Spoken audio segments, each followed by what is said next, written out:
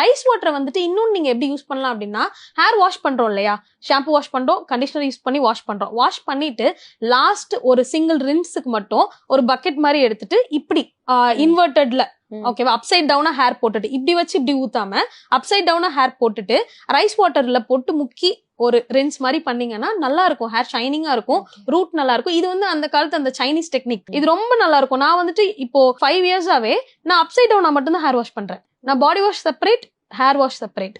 Upside டவுனா மட்டும் தான் ஹேர் வாஷ் பண்றேன். அது ஒரு உங்களுக்கு வந்துட்டு ஒரு நேச்சுரல் மசாஜ் மாதிரி நீங்க அப்சைட் டவுனா ஹேர் வாஷ் பண்றப்போ. அதே மாதிரி ஹேர் வாஷ் பண்றப்போ வந்துட்டு நெயில், எனக்கு நெயில்ஸ் இருக்குது, ஆனா நீங்க வந்துட்டு ஷாம்பு வாஷ் பண்றப்போ இந்த மாதிரி வச்சு இப்படி தேய்க்க கூடாது. உங்க நெயில் ஸ்கேல்ப்ல படவே கூடாது. பட்டுதுன்னா ஸ்கேல்ப் ஃபுல் டேமேஜ் ஆயிடும். இப்படி வச்சுதான் தேய்க்கணும். இப்படிதான் தேய்க்கணும். இது இப்படி வச்சு தேய்க்க கூடாது.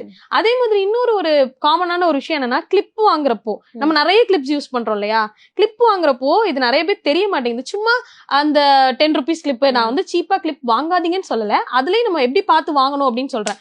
கை இருக்கு இல்லையா, இப்படி வச்சு பாத்தீங்கன்னா இப்படி நீங்க எடுக்கிறப்போ மார்க் இருக்க கூடாது. மார்க் இருக்குது அப்படின்னா உங்களோட இந்த இடம் வந்து சரியில்லை. அப்போ உங்க ஸ்கேல்ப் வந்து அது வந்து காயப்படுத்திக்கிட்டே இருக்கும். உங்களுக்கு அது தெரியாது, பெருசா வலிக்காது. ஆனா இது நீங்க பார்க்காம வாங்குனீங்கன்னா உங்க ஸ்கேல்ப் போயிடும். நீங்க போட போட போட எந்த கிளிப்பா இருந்தாலும் சரி, குட்டியா இருந்தாலும் பெருசா இருந்தாலும், நான் எடுத்தோன்னு இப்படி வச்சு பார்ப்பேன்.